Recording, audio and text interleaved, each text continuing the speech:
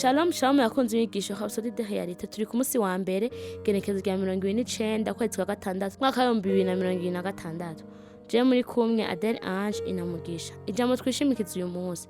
Rangura igikorwa cyo kwamaza ubutumwa bwiza. Imana yakuragije udafise ubwoba. Turasoma muri Yosuwa igice ca mbere ku murongo w'icenda. None si jewe nkwibaririye ntishikama ushira amanga. Nuko ntutinye nturanduka umutima ko jewe uhoraho Imana yawe ndi kumwe nawe aho uzoja hose. Gutinyuka nukwizera kw'Imana gutuma uvuga kandi ugakora uhuje no gushaka kw'Imana utitaye ku kugwanya canke ku bihe bikomeye. Akenshi ni ingaruka zo kuzuzwa mpwemu yera.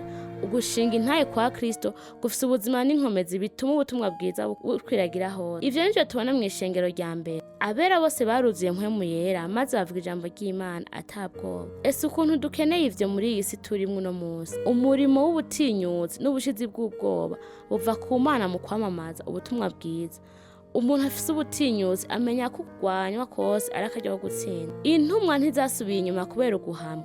Zahawe amabwirizwa yo kutongera kwamamaza ariko zaciye zigenda zinezerewe kandi zibandanya imisi yose kwigisha no kwamamaza Yesu Kristo. Bamaze gutega ubwoba ntibasavye gusubira kuba mu mutekano ahubwo basavye guhabwa ubutinyutsi maze bongera kuzwa mpwemu yera bavuga ijambo ry'Imana atabwoba. N'igihe babujije kwamamaza babandanje kwigisha no kwamamaza Yesu Kristo buri muntu. Ntibatinya abami abatware canke uruvu. Imana yaduhaye ubwo bushizi bw'amanga bwo kwamaza ubutumwa bwiza dufise ubushobozi no kwemera kudakekeranya. Intumwa Paulo yavuze ati ni ngombwa kuri jewe kandi ndagowe ntabwiriza ubutumwa bwiza. Ivyo bikwiye kuba arivyo ubuzima bwawe bushingirako. Uri intumwa ya Kristo kandi uri umubitsi w'amabanga y'Imana. Ntukirengagiza abanyavyaha bari iruhande yawe. Si ubushake bw'Imana ko hagira n'umwe apfa adakijijwe. Yifuza ko bose bakizwa kandi bakamwizera. Ntuceceke, gira ubutwari, ugira ubushinga ntaye kandi wamamaza ubutumwa bwiza usukwizera gukomeye. Iki nico gihe cawe, fata ikibanza cawe, urangure igikorwa Imana yakuragije kandi uhindure isi yawe ku bwa Kristo. Ubuzima bwawe nubwo kwamamaza ubutumwa bwiza. Ntukemere ko ibintu bito bito by'ubuzima bikurangaza. Mu Baroma 10 ku murongo wa 14. None bazokwambaza bato batarizera kandi bazokwizera batewe batarumva kandi bazokumva bateye atawasigura ivyiwe. Wowe ni wewe wo gusigura ivy'Imana. Imana yaguhaye igikorwa cyo kwamamaza ubutumwa mu bantu bose ubicishije kuri Kristo.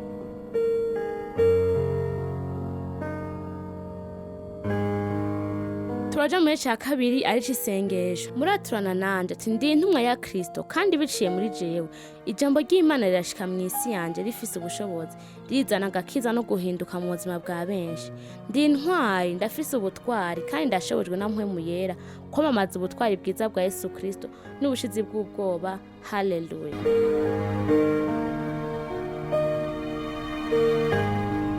Twizera ko mwahezagiwe n'iyo nyigisho. Turabatumira kugira Yesu Kristo umwami w'ubuzima bwanyu mu gusenga gutya. Mwami Imana, ndizera n'umutima wanje wose muri Yesu Kristo, umwana w'Imana nzima. Ndizera ko yapfuye ku bwanje kandi ko Imana yamuzuye mu bapfuye. Ndizera ko ari muzima uyu munsi. Ndatuye n'akanwa kanje ko Yesu Kristo ari umwami w'ubuzima bwanje kuva uyu munsi. Biciye kuri we no mu izina ryiwe, fise ubuzima budahera. Ndi icaremwe gishasha. Ndagushimiye mwami ko kijije umushaha wanje. Ubu ndi umwana w'Imana. Aleluya. Turagukeje ubu uri umwana w'Imana. Ukeneye impanuro zo gukura nk'umukristo twakure kuri 61 40 ubusa 14.